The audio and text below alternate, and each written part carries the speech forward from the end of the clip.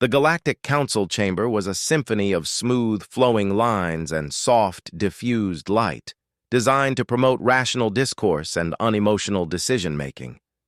For the krill hegemony, the dominant species and architects of this very chamber, emotions were an inefficient, often detrimental byproduct of organic life. Their pale, segmented bodies moved with a precise, almost mechanical grace, their multifaceted eyes observing the representatives of the burgeoning Orion Concord with cool detachment. Ambassador Thrax of the krill hegemony, his voice a low, resonant that brooked no argument, addressed the assembly. The matter at hand concerns the observed behavior of the newly inducted Terran delegation. Their continued interactions with non-sapient life forms, particularly the canid species they refer to as dogs, is perplexing. These creatures are demonstrably devoid of higher cognitive function, yet the Terrans exhibit levels of emotional investment that are illogical and, frankly, disruptive to the established protocols of interspecies relations. Across the chamber, Ambassador Lena Hansen of Earth shifted uncomfortably in her designated alcove. Beside her, a sleek, cybernetically enhanced canine unit named Shadow sat patiently, its intelligent eyes scanning the alien dignitaries with an air of quiet confidence that belied its non-sapient classification. Lena felt a familiar surge of irritation at Thrax's condescending tone. The krill, with their emphasis on pure logic and their strictly solitary existence, simply couldn't grasp the depth of the human-animal bond. With all due respect, Ambassador Thrax, Lena began, her voice calm but firm. The relationships humans form with animals are not a weakness but a strength. These canid species, as you call them, are capable of loyalty, empathy, and a level of cooperation that has been instrumental in our development as a species. Thrax tilted his head, a gesture that Lena had come to recognize as thinly veiled dismissal. Cooperation based on irrational emotional attachment is inherently unstable. True progress lies in logical understanding and self-reliance. The debate continued in this vein for over an hour, the krill and their allies struggling to comprehend a phenomenon that lay so far outside their own experience. The Orion Concord, a younger coalition of species who valued diverse forms of intelligence and social structures, offered cautious support for humanity's position, having observed firsthand the effectiveness of human-animal teams in various fields, from search and rescue to hazardous environment exploration. Meanwhile, light years away on the frontier world of Aethel, a small human research outpost was facing a crisis that would soon put humanity's unique pack mentality to the ultimate test. Dr. Aris Thorne, no relation to the geneticist of Xylos 4, a fact he often had to clarify, was a xenobiologist, fascinated by Aethel's unique ecosystem. The dominant life forms were the sylvans, towering arboreal creatures with complex social structures, but a profound fear of the ground and the creatures that dwelled there. The apex predators of Aethel's forest floor were the night stalkers, pack hunters with bioluminescent markings and a terrifyingly efficient hunting strategy. Thorne and his team, including his dedicated canine companion, a highly intelligent border collie named Kepler, were deep within the sylvan forest when disaster struck. A sudden seismic tremor destabilized their research platform, sending it crashing down into a ravine. Thorne was pinned beneath heavy equipment, his leg broken. The rest of his team were scattered and injured, their comms systems shattered. Only Kepler remained unharmed, his worried barks the only sound in the sudden, terrifying silence. Thorne, his face pale with pain, knew their chances were slim. They were far from their designated extraction point. Their beacon was likely damaged in the fall, and nightfall on Aethel brought with it the chilling howls of the night stalkers. Kepler, he groaned, his voice weak. Go. Find Maya. Find. Help. Kepler whined, nudging Thorne's face with his wet nose, before understanding dawned in his intelligent eyes. The border collie, trained in search and rescue protocols from puppyhood, sprang into action, his keen senses already picking up the faint scent trails of his missing packmates. Maya, Thorne's lead researcher, had been thrown clear of the platform, but had suffered a concussion. She lay disoriented in the undergrowth, the eerie glow of the fungal flora casting long, distorted shadows around her. Kepler found her quickly, nudging her gently until she regained consciousness. Though groggy and confused, Maya trusted Kepler implicitly. The bond they had forged over months of fieldwork, a silent understanding built on shared experiences and mutual respect, transcended the limitations of language. Kepler, with a series of insistent nudges and directional barks, guided her back towards the wreckage. The other two members of the team, Ben and Sophia, had fared worse. Ben had a severe laceration on his leg, and Sophia had a suspected broken arm. Kepler, with Maya's hesitant guidance, located them both, his unwavering presence a source of comfort and reassurance in the face of their pain. Getting back to Thorne was another challenge. Ben's injury made movement difficult, and Sophia's broken arm hampered her ability to assist. Kepler, however, seemed to understand the gravity of the situation. He would run ahead, scout the terrain, and then return, guiding them along the safest and most traversable paths.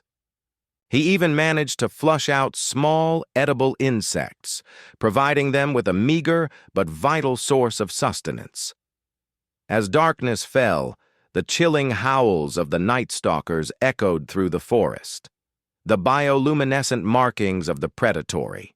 Packs flickered in the distance, their eyes gleaming with predatory intent. Thorne knew they were vulnerable, exposed, and injured. Then something remarkable happened.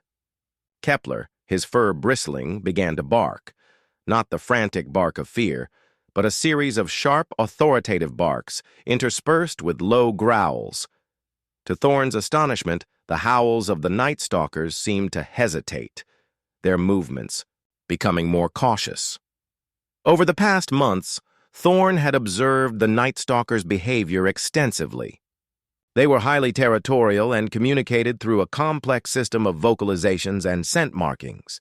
Kepler, it seemed, was communicating with them in their own language, asserting his own pack's presence, warning them to keep their distance. It was a risky gambit, a non-sapient creature daring to challenge the apex predators of an alien world. Throughout the long, terrifying night, Kepler maintained his vigil, his barks and growls a constant deterrent to the circling night stalkers. The predators, perhaps confused by this strange, four-legged creature that seemed to exude an aura of confidence and territoriality, kept their distance. As dawn broke, casting a pale light through the dense canopy, the sound of an approaching aircraft finally reached their ears.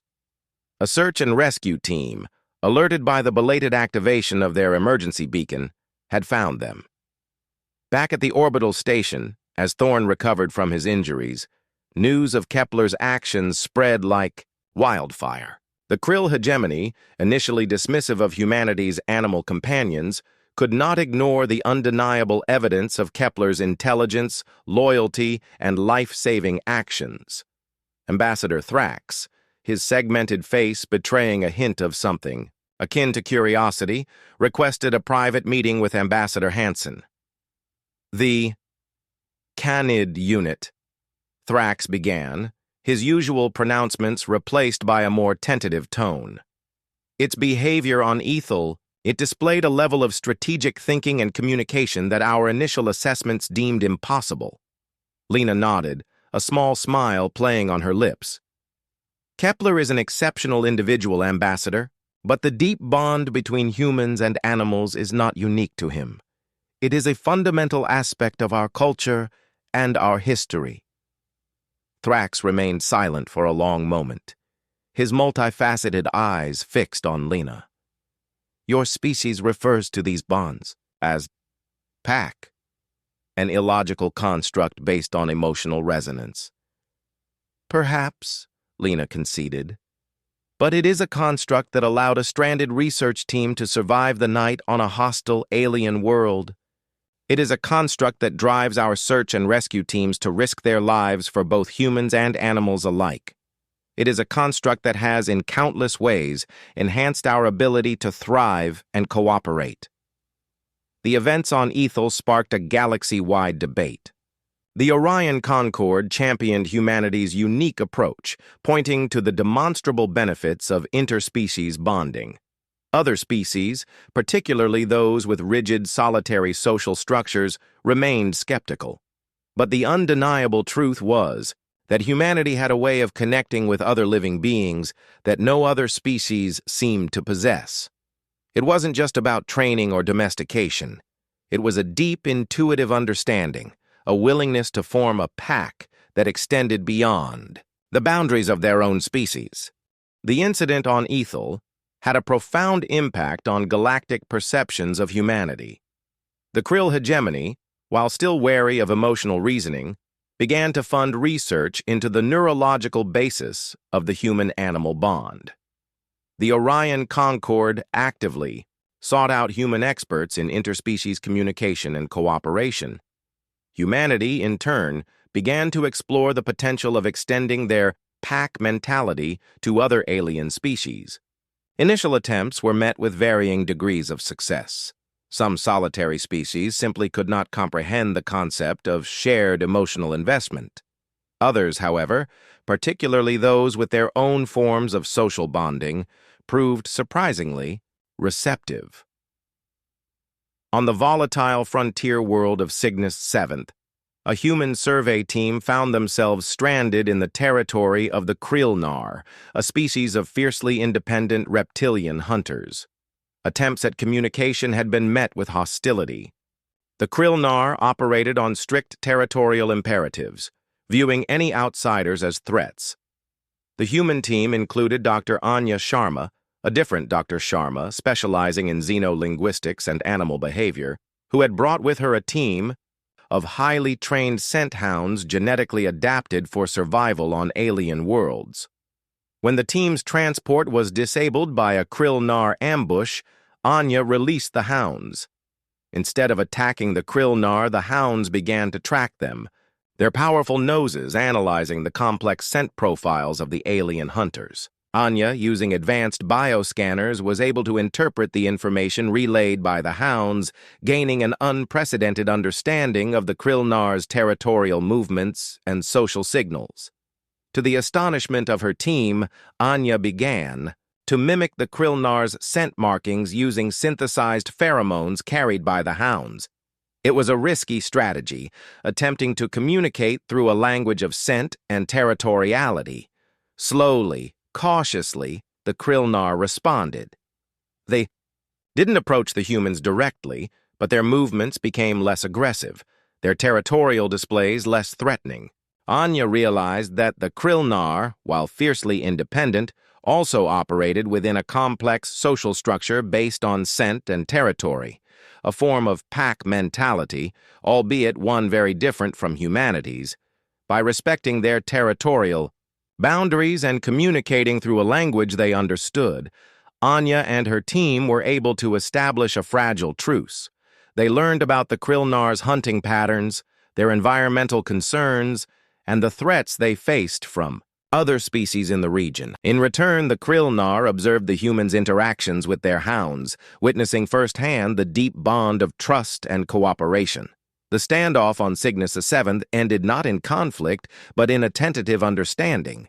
Humanity had shown that their concept of pack could be extended, adapted, and applied even to species with vastly different forms of social organization. The galaxy was a vast and diverse place, filled with countless forms of life, each with its own unique way of interacting with the world and with each other. Humanity's pack mentality, initially viewed with skepticism, was proving to be an unexpected asset, a key to understanding and building relationships with species whose logic and emotions were often alien and incomprehensible. Human pack ambassadors began to emerge. individuals with a natural affinity for animals and a deep understanding of interspecies communication. They traveled to the far corners of the galaxy, forging bonds with creatures that no other sapient species could reach. They learned the languages of clicks and whistles, the nuances of scent markings, the subtle shifts in bioluminescence that conveyed meaning.